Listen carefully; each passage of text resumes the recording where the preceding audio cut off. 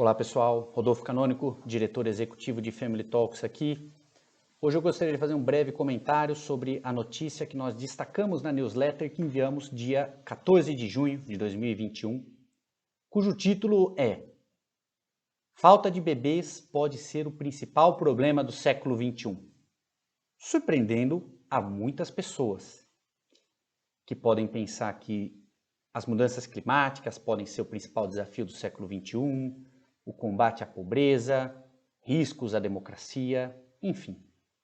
Agora, quem acompanha o nosso conteúdo já está mais ou menos informado sobre esse assunto e sobre o tamanho do problema, não é?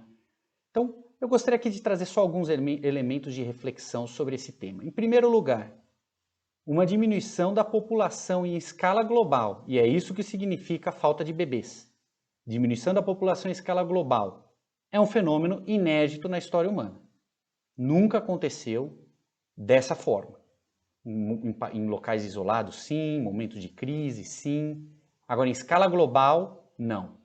Por isso, por ser um problema inédito, não existem referências históricas para entendermos como enfrentá-lo. E isso é um grande desafio.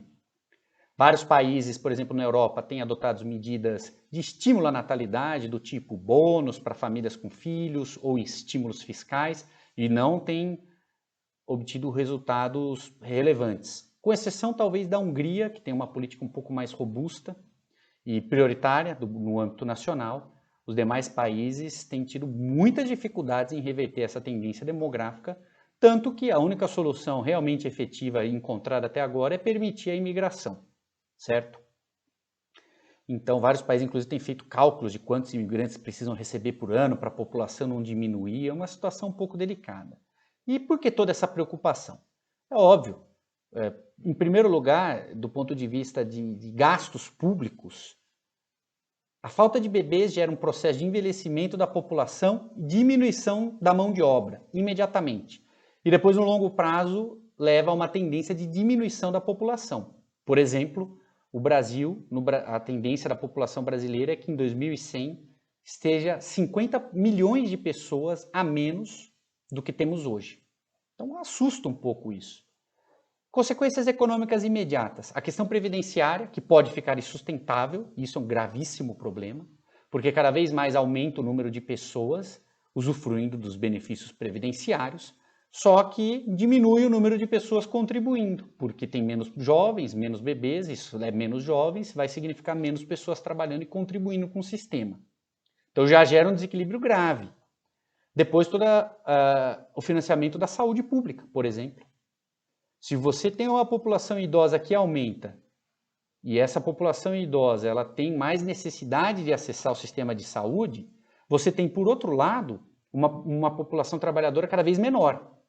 E essa população trabalhadora é que contribui, através de impostos, para garantir o financiamento da saúde pública, que aí entra em risco. Só esses dois problemas já seriam suficientes para colocar essa questão da falta de bebês no rol dos grandes desafios que nós temos que enfrentar. Mas vai além esse tema. Esse processo de diminuição populacional ele gera o que os autores do artigo chamam uma espiral de declínio, porque você começa a ter menos pessoas na população economicamente ativa, menos trocas na economia, já tem uma tendência de diminuição da economia. Essa tendência de diminuição ela é acentuada porque com menos jovens você vai ter menos inovação.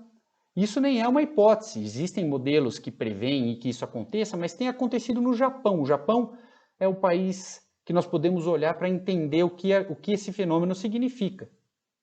O Japão, desde os anos 90, está com a economia praticamente estagnada, inclusive com momentos de deflação na economia, e não consegue reverter essa tendência.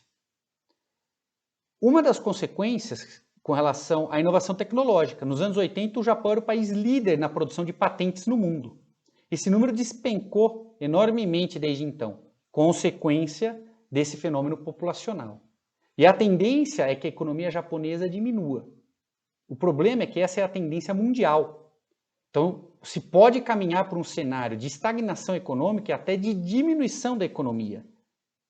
Várias pessoas que estão em países ricos às vezes podem pensar, bom, muito bem, não é? Estamos numa situação boa, que a economia fique como está ótimo para todo mundo. Mas em um país em que há muita pobreza, como é o caso do Brasil, se o Brasil para de crescer, como é que nós vamos garantir os investimentos públicos necessários para atender às necessidades das pessoas? Pior, se a economia começa a diminuir, a renda média das pessoas diminui, mas já é pobre. Como se vai enfrentar a pobreza em uma economia diminuindo?